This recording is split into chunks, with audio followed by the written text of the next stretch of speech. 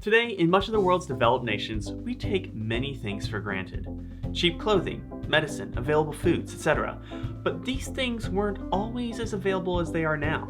They are mostly a result of industrialization. Hi, and welcome to this review of Industrialization, in which I'll discuss a bit of the theory of industrialized markets, the history of how the nation adapted industry and advancements, and finally, the negative responses to industry. First, what spawned industrialization? Well, we can't trace it back to any one person, event, or even place. However, people were discussing the philosophy of how markets work and could produce goods faster, better, and at less cost well before the 19th century.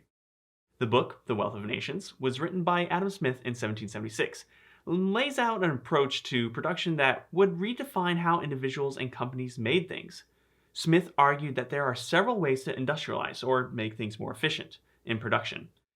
You can divide and specialize the labor force, meaning people do a specific job and become good enough at it that they can do it far more rapidly than if one person was trying to do all the jobs him or herself.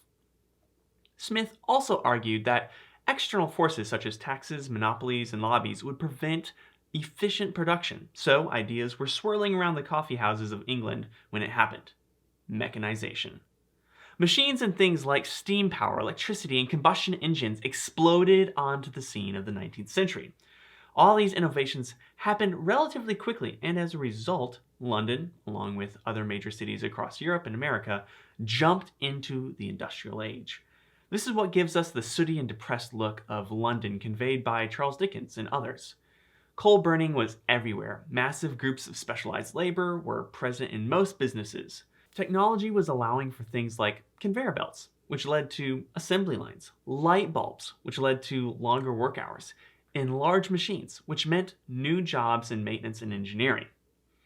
One of the reasons industrialization was even necessary or possible is explosive population growth.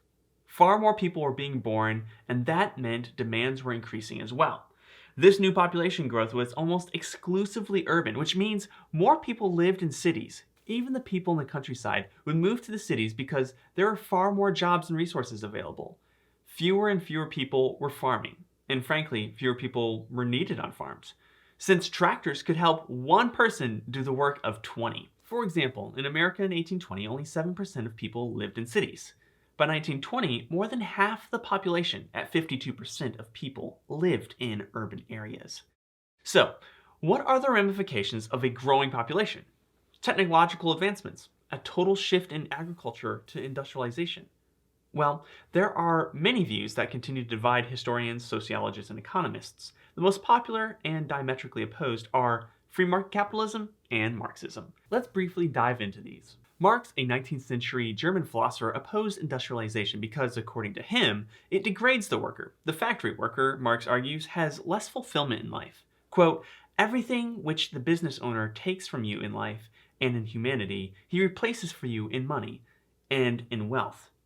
And now that you have a little money, but not as much as you would like, you have to choose what you would do, and you become at war with yourself. If you sacrifice one way of expressing yourself, you can have another, but you can't have them all. In that way, it makes factory work frustrating and alienating." Many Marxist historians of the early 20th century would write that farm life before industry was a better life, because the farmer could choose to do certain things. Quote, "He was not helplessly and despairingly poor. He had some say in his own life. He could go out and dig in his garden or smoke as he pleased. He was in some cases a farmer as well as a weaver or a spinner. The industrial changes that occurred at this time destroyed this social economy with its margin of freedom and choice for the worker." Okay, you've heard from the Marxist side of the room. Now for a different perspective. Quote, "In the first decades of the Industrial Revolution, the standard of living of factory workers was shockingly bad. Hours of work were long, the sanitary conditions in the workshops deplorable. But the fact remains that for the surplus population, work in the factories was salvation. These people thronged into the plants for no reason other than the urge to improve their standard of living."